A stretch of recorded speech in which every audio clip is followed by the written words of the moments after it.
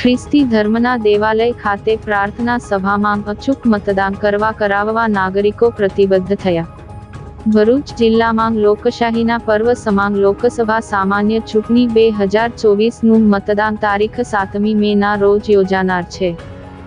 જેમાં મહત્તમ મતદારો મતાધિકાર ઉપયોગ કરીને ચૂંટણીમાં સહભાગી બને તે માટે ચૂંટણી તંત્ર દ્વારા મતદાર જાગૃતિ અભિયાન ચલાવવામાં આવી રહ્યું છે. જેના ભાગરૂપે ભરૂચ ખાતે સ્વીપ નોડલ ઓફિસરની આગેવાનીમાં systematic voters education and electoral participation અંતર્ગત મતદાર સાક્ષરતા જાગૃતિ કાર્યક્રમ યોજવામાં આવી રહ્યા છે.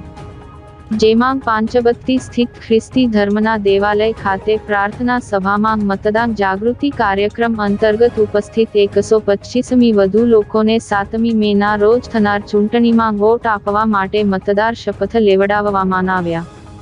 મતદાન કરવા તથા કરાવવા માટે સૌએ પ્રતિજ્ઞા લીધી હતી.